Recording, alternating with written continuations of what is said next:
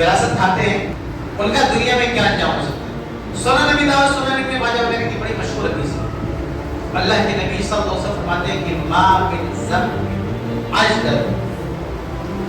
ان یؤجل اللہ لصاحبہ العقوبۃ فی الدنیا مع ما یتحمل له فی الآخرہ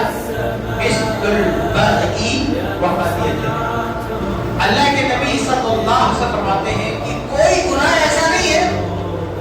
کہ اللہ تعالیٰ اس کی سزا کو لازمی طور پر دنیا ہی میں دے، یعنی گناہوں کی سزا اللہ تعالیٰ ضروری نہیں کہ دنیا میں دے،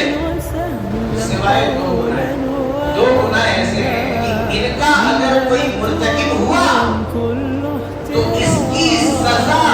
بھگتے بغیر، اس کی سزا پائے بغیر وہ مر ہی نہیں سکتا، دنیا میں اس کو سزا ملنی ہی ملنی ہے،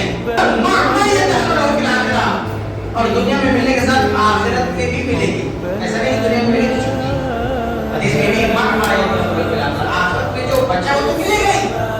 لیکن مرنے سے پہلے اس کو مزہ چکنا پڑتا ہے۔ وہ دونوں گناہ کیا ہے؟ البغی ظلم، قطعیت رشتوں کو توڑنا، ظلم کرنا، اور جو رحمی رشتہ ہے، خون کا رشتہ ہے، ان رشتوں کو توڑنا، ان رشتوں کے حق کو بھلا دینا۔ میرے بھائیوں، جو آدمی اپنی بہنوں کی وراثت کھا لیتا ہے، چاہے بیٹی کی وراثت کھائے، باپ کے مرنے کے بعد اس کی بیٹی کی، اس کی بیوی کی، اس کے بعد کسی کی بھی کھاتا ہے، وہ یہ دونوں گناہ ایک ساتھ کر رہا ہوں۔ حدیث میں تو بتایا گیا کہ دو گناہ ایسا ہے کہ جو یہ کرے گا اللہ تعالیٰ مرنے سے پہلے اس کو دنیا میں سے دے گا، لیکن جو وراثت کھاتا ہے